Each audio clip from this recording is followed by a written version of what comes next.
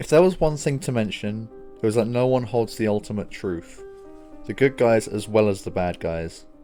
Some seek to kill the hero out of pure selfishness, but others are led to this decision by logical reasoning. If no one is really right, then no one is really wrong either. Each character is guided by his own ethics.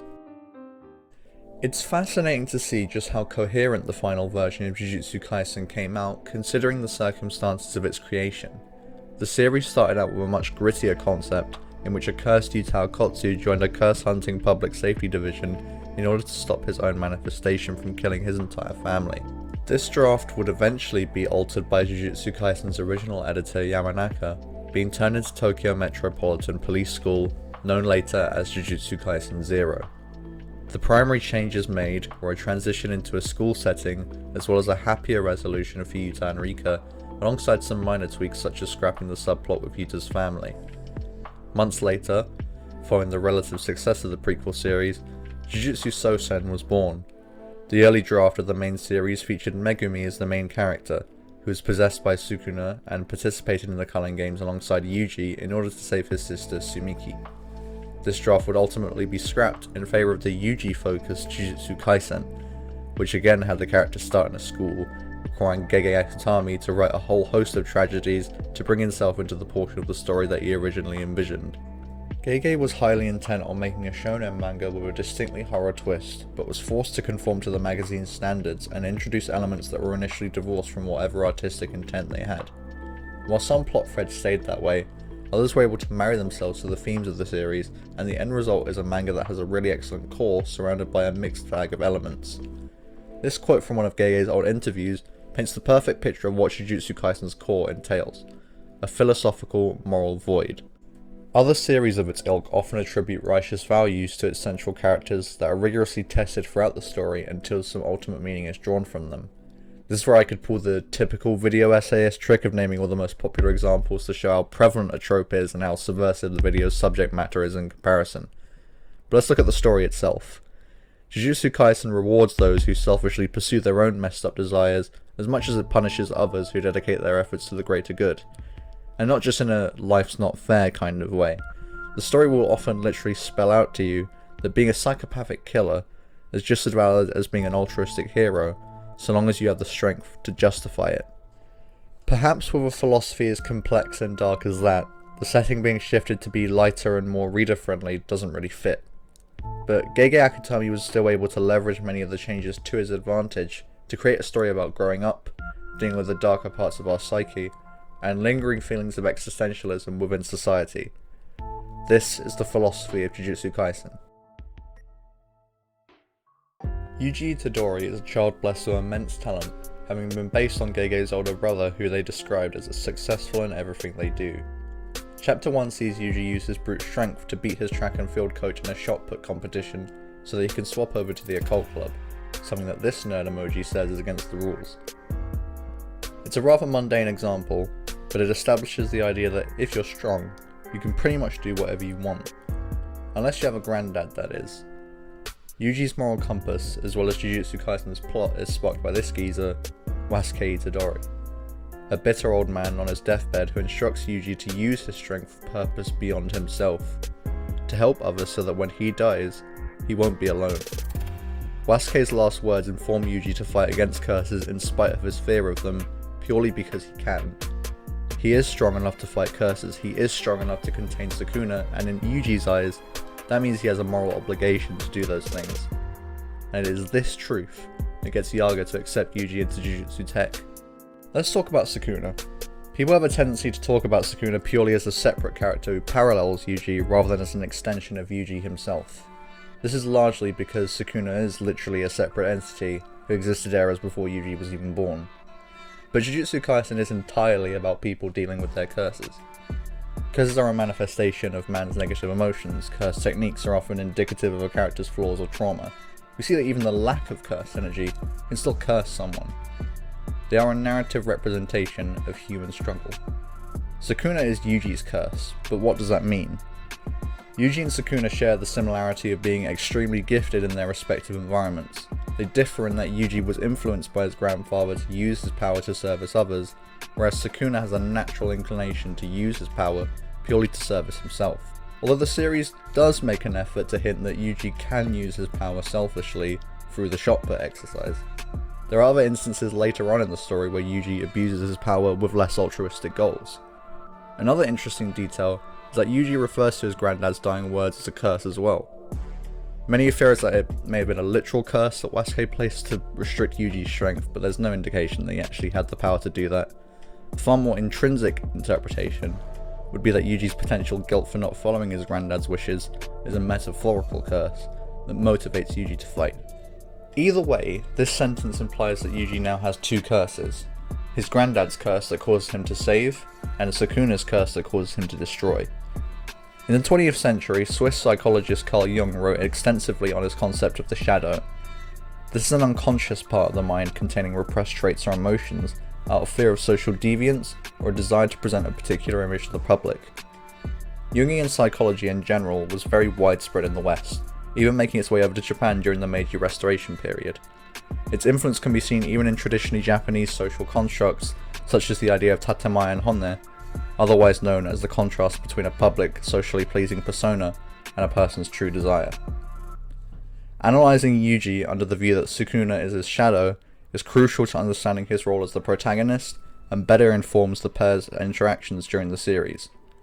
Before Sukuna first appears in the juvenile detention center, Yuji is shown to be even more resolute in using his power to help others, even to the point of clashing with Megumi over bringing a criminal's body back to their mother.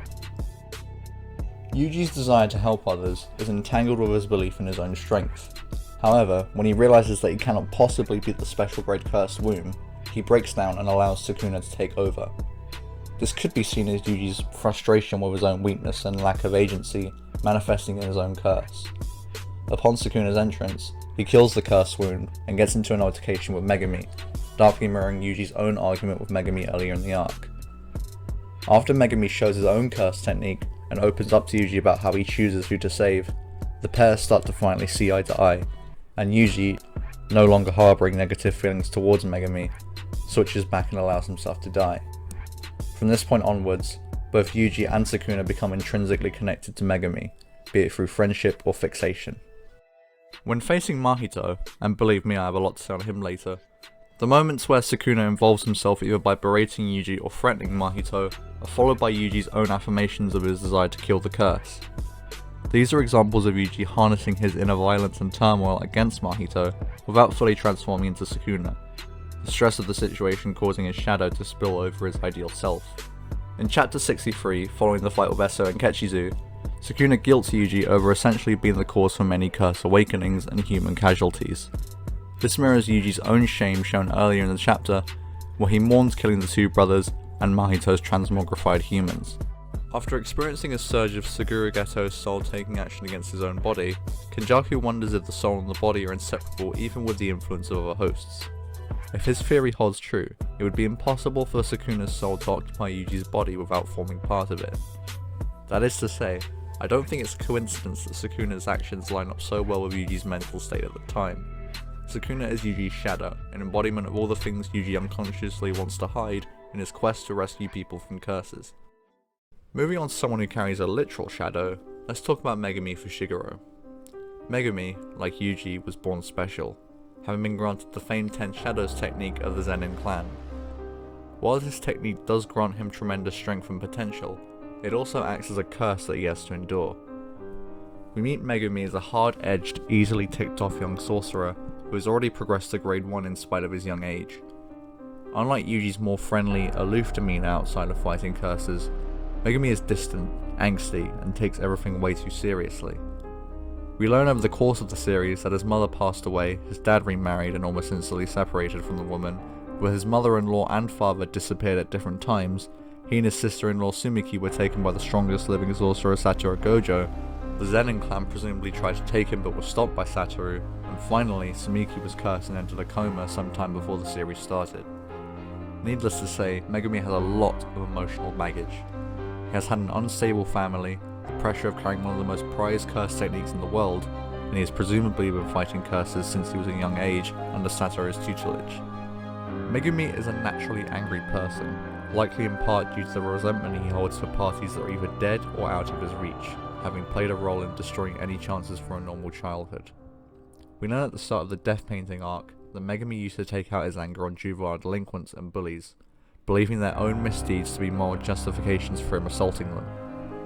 Whilst the delinquents are dissuaded from causing harm to others by Megumi's actions, it is clear that Megumi's primary motivation to beat up the bullies was to release his built-up frustration.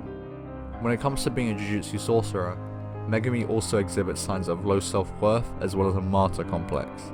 This is likely due to Megumi reducing himself to just his prestigious curse technique, the epitome of which being the failsafe of Mahoraga that he threatens to bring out in many dangerous scenarios. Megumi is a comprehensively flawed individual placed into a dangerous work environment because, like Yuji, his strength necessitates his involvement.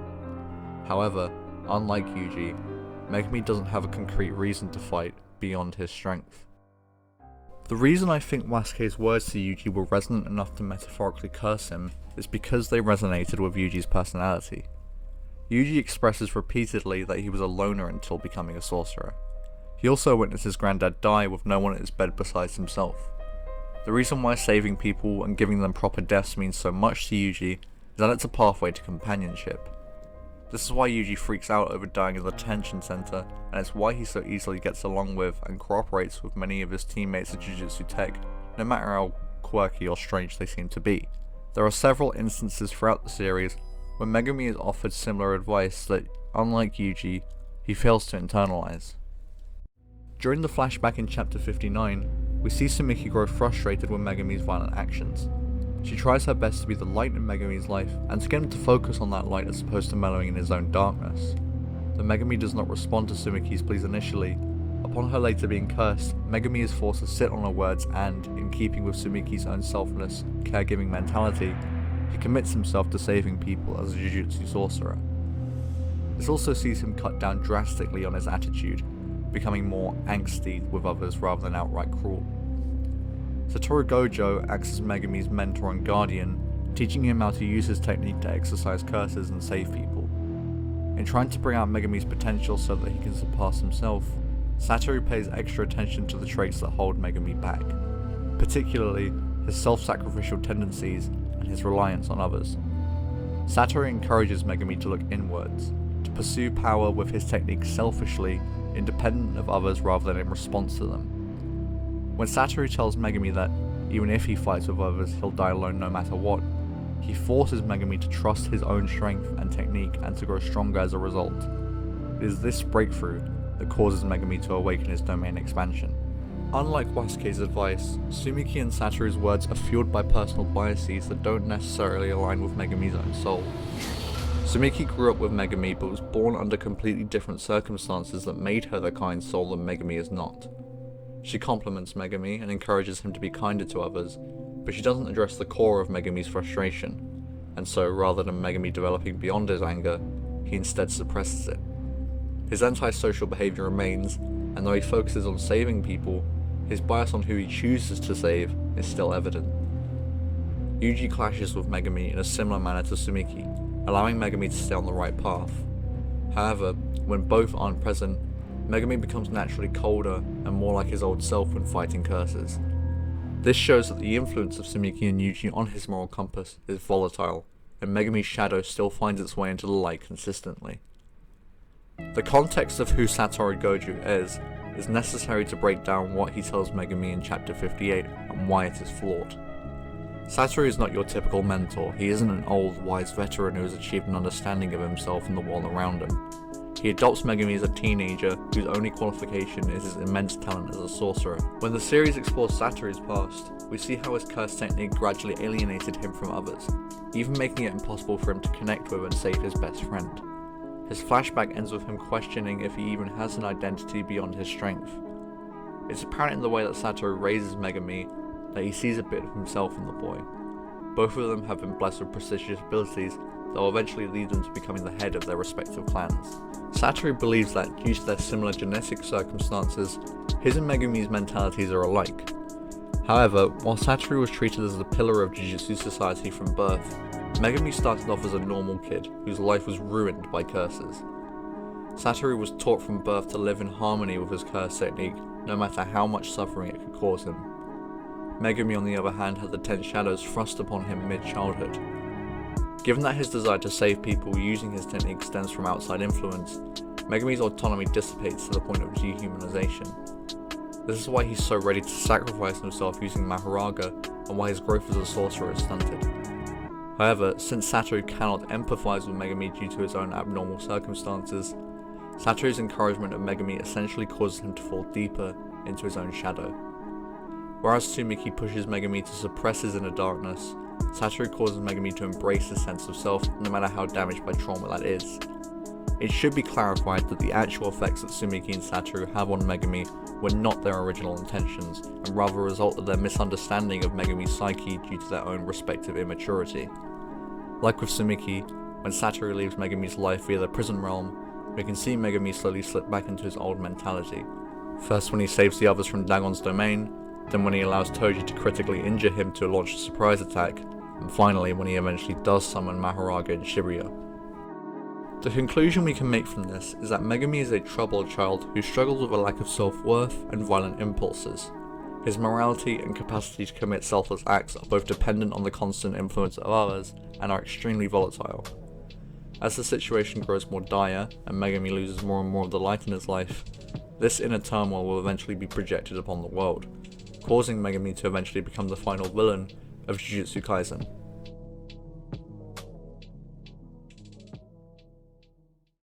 The Shibuya incident is manga's most messed up training arc. A lot of people tend to forget the amount of emphasis put on the students progressing to grade 1 and what that entails, largely because there are much bigger issues to tackle, but this is essentially the point in the story where our heroes are forced to grow up. The transition from childhood to adulthood is a rather prominent theme in the series. Yuji's idealism and late introduction to the Jujutsu world is symbolic of childish naivety. Megumi's childhood was destroyed by tragedy, leading to his emotional growth being stunted. Nanami is emblematic of the depression that adult life can cause, with him regularly trying to shield Yuji from the dark reality of being a sorcerer, just how adults in real life curate a child's knowledge and understanding of the real world. The happiest time in Satoru's life is shown to be his teenage years, and he grows more dissatisfied with his place in the world when he reaches adulthood. It's a very Japanese type of story, what with the intense work culture Japanese adults have to deal with, motivating a sense of nostalgia for a time where they could enjoy their life free from adult stress and responsibility. Shibuya is essentially the point of transition for these characters. Upon transforming, Mahito even refers to the moment as a rebirth that will be completed upon killing Yuji, the implication being that the inverse is also true. The world itself has also changed as Japan is engulfed in the events of the Culling game. The characters are now firmly within the harsh, deadly world of Jujutsu. Yuji and Megumi both parallel each other in how they are pushed to grow up. I'll start with Megumi because he has a lot less notable content to go over. As we touched on in the previous section, Megumi is isolated from the various positive influences in his life during the Shibuya incident. There's a great pressure placed upon him to not only use his power to full effect, but also to save as many people from the invading curses. When a revived Toji Zenin goes on a rampage throughout the city, his first target is the special grade curse Dagon, but out of all the nearby sorcerers, his instincts guide him to Megumi as the strongest. This places him on a higher pedestal than 2 grade 1 sorcerers, one of which being the current head of the Zenin clan. When faced with the same mountain of a man that his mentor once awakened against, Megumi crumbles under the pressure and begins exhibiting a disregard for his own safety, allowing Toji to injure him in a desperate attempt to defeat him. Megumi fails to overcome the same trial as his mentor, but is saved by Toji's realization that he's fighting his son. Before Megumi is even able to process what happened, he's attacked by Haruta, a curse user much weaker than he is, who is able to push Megumi to the brink of death because of Megumi's own willingness to harm himself during his fight with Toji. He directly disregards his mentor's advice, and he loses. Megumi fails to grow up, and the consequences of his failure lead to the eventual massacre in Shibuya. Let's talk a bit about Toji. Toji is Megumi's father and a massive contributor to his son's ongoing turmoil. Toji's curse is that he was born without cursed energy. While this in turn gave him superhuman strength and senses, it also made Toji the target of discrimination by Jujutsu society, particularly by his own family who value curse techniques above all. Toji was rejected by Jujutsu society, so he turned to using his strength as a mercenary for hire. Though Toji likely had the power to annihilate the Zenin clan, he didn't in what the clan refers to as his whim. Toji knew it was the system itself that was responsible for his abuse, and killing his family would solve none of his problems. So Toji left the Zenin clan permanently, settling with Megumi's mother and becoming known as the one who left it all behind. However, after his wife's passing, Toji resumes his frivolous ways, eventually being offered a lucrative bounty placed on the star plasma vessel Rico Ammonai. Toji accepts this bounty, knowing that it would pit him against Satoru Gojo, a young genius who represents everything that Toji detests about Jujutsu society. Toji does everything in his power to kill Satoru, to satisfy his own pride and justify his existence outside of cursed energy, finally succumbing to the resentment he held for Jujutsu sorcerers. Though his strength and effort is almost enough to finish the job, Toji fails to kill Satoru Gojo, which in turn leads to his own demise. Yuji enters Shibuya carrying a similar level of pressure to Megumi. Ever since the incident with Junpei and Mahito, he's convinced himself that he must get strong enough to defeat any curse so that he can save as many people as possible. Yuji's lust for strength is a response to the guilt he feels over failing to save Junpei, as well as the various transfigured humans and death paintings that he's been forced to kill. Naturally, Yuji's opponent is designed to embody this very guilt. Choso is the older brother of the death paintings Yuji regretfully killed and heavily mourns his brother's losses. Like Yuji, Choso is actively seeking retribution against an individual they see to be morally corrupt. When questioned about the death paintings, Yuji's response and tone are full of shame, only amplified by the fact that he knows he has to kill Choso too. However, Choso's strength, skill and conviction prove to be too much for Yuji to handle, pushing him to the point of death before the fight is even over. Yuji, like Megumi, begins to view himself as a cog that will serve the function of killing this one curse to thin the herd and allow the others to rescue Satoru Gojo, and readies himself for death. Yuji has shown several times throughout the story that, when faced with his own failure, he snaps, whether that be in the form of a blind rage or even through the avatar of Sukuna. Yuji also fails to grow up, unable to carry the torch of the strongest, and it is here that 10 of Ryomen Sukuna's fingers are presented to him. Sukuna's accumulation of 15 fingers mirrors Yuji's own exponential growth during the Kyoto Goodwill event. His first instincts are also to target Jogo, a character who Yuji has once used as a benchmark by which to judge his own progress as a sorcerer. Sukuna is unleashed upon Shibuya as an expression of Yuji's own frustration with his weakness. It's an extremified version of the detention center incident, but he's also not the only one to do it this time. Remember, I said Yuji and Megumi's arcs were parallels, and Megumi also has his own curse to unleash. Mahoraga is the perfect representation of Megumi's curse. For one, it's his strongest Shikigami and emblematic of the pressure the Ten Shadows places upon him. Its adaptation ability also mirrors the malleable nature of Megumi's own persona as a result of the various conflicting influences he's had during the series. Lastly, its difficulty to tame and aggressive nature reflects the anger that Megumi carries yet cannot get rid of. In Jungian psychology, projection is a defense mechanism in which a person attributes the characteristics of their own shadow onto others, essentially seeing their shadow in someone else. This whole portion of the Shibuya incident is essentially Yuji and Megumi failing to grow up, projecting their shadows onto each other and the destruction that ensues. Yuji of course feels a great remorse for these actions moving forward, and Megumi is able to move on quite quickly for the sake of saving Sumiki, because he values her life over the lives of those he does not know. The vast majority of Yuji's screen time centers around him attempting to uphold his granddad's promise as a hero. Until now I've mainly touched on the moments in which the darker parts of his psyche come to the surface, and that's because Yuji's altruism is truly tested and analysed at the end of this arc. It's easy to empathise with Yuji's goals since saving people unconditionally is universally considered to be a good deed. However, the series makes a point that Yuji doesn't quite understand why he does it so much as he feels a compulsive need to do it. This raises an interesting moral dilemma. Does Yuji save people selflessly because it's the right thing to do, or does he save people selfishly to satisfy his own impulses? Mahito is the perfect foil to Yuji. Whereas Yuji is a cursed human, Mahito is known as the human curse. Given how curses are said to originate, this would mean that Mahito was born from the darkest aspects of human nature itself. This can be seen in many aspects of his character. For one, Mahito has the fastest power progression we see outside of Satoru Gojo and Ryomen Sukuna, mirroring the rapid technological progression and realization of potential that humanity has achieved. Mahito also seems to be more philosophically motivated than most curses, or even humans for that matter. He's still a curse with a natural instinct to kill, but he's willing to explore why that instinct even exists, and the moral implications of him pursuing it. This falls in line with the idea that humans crave a purpose for everything, even down to the meaning of their own existence. People place too much value on things they can't see. I can see them, and souls are no more special than physical bodies. They're just there. Do you understand? There's no value or importance to life. Life just continues its cycle, same as the waters of the world. That's true for both you and me. Our lives are meaningless and have no value. And that's why we can do anything we want. We're free to live our lives however we please. Don't let yourself get trapped by some ideal concept of indifference.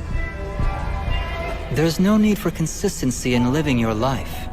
Just as you eat when you get hungry, so it is that if you hate someone, you can simply kill them. Mahito appears to follow a Nietzschean form of existentialism.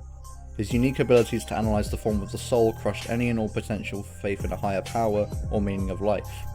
He understands that his creation was not a matter of fate, but a natural amalgamation of humanity's darkest desires, as are the other curses he allies with.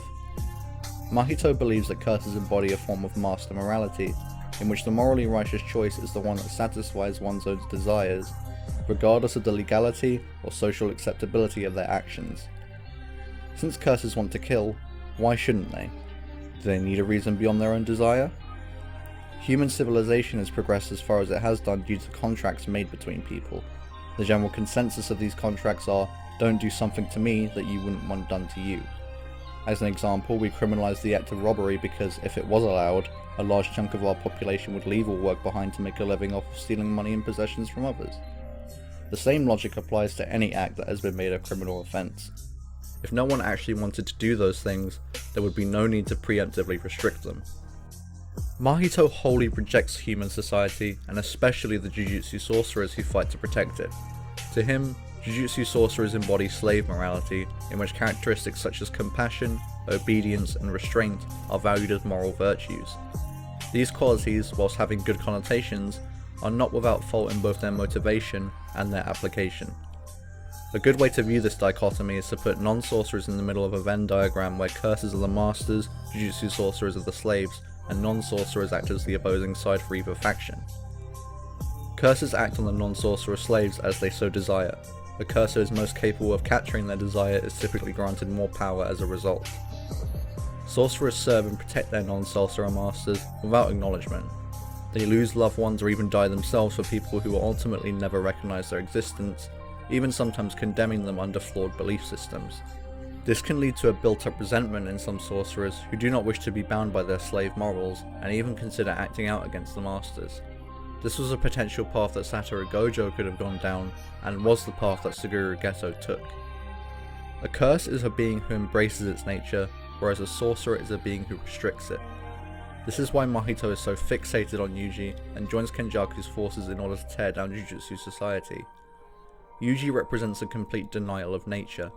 He fights to save others because he is a slave, or in other words, a cog. He restricts his own strength and masks his shadow to accomplish this, and submits himself to his role as a Jujutsu sorcerer. Yuji at first denies this notion because, as he says to Junpei, he's scared to question the value of life in general and risk the lives of those he's close to becoming vague. If his quest to save people from Sukuna has no value beyond something he has to do, his connections will mean nothing and he will essentially die alone anyway. Mahito is desperate to destroy Yuji's sense of purpose until he sees himself as nothing but a slave, because it justifies his role as a master. Interestingly, while Mahito fights for the sides of curses, he doesn't deny the existence of human society. He simply views this conflict as a war between two conflicting ideologies. The core axiom of existentialism is to create one's own personal meaning in life.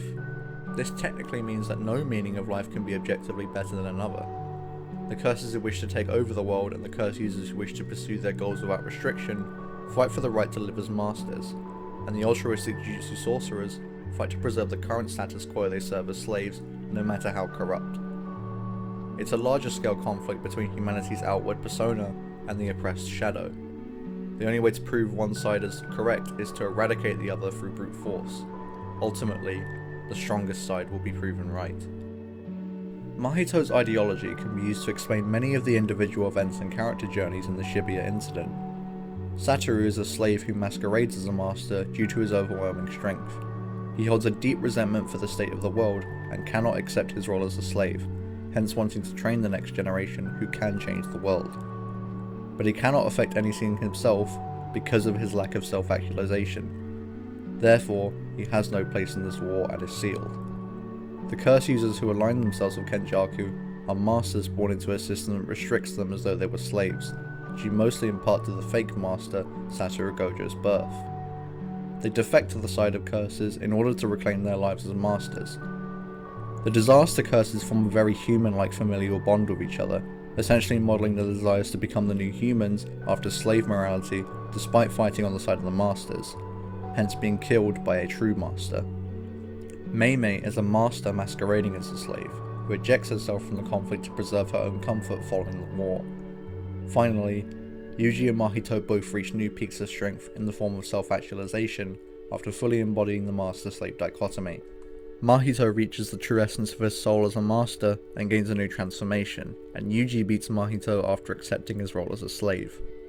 Yuji's I am you speech is him accepting that he is no greater than Mahito, that he serves no better purpose, and that he simply fights him because of their different meanings of life. The first part of Jujutsu Kaisen follows a group of children as they transition into the adult world. This involves shifts in responsibilities, dealing with loss, and being faced with the darker realities of the universe. Mahito is the embodiment of existential dread that shatters Yuji's idea of a world in which true good and evil exist, forcing him into this more primal state of being in a world now engulfed by humanity's own shadow, one which only the strongest can decide the future of.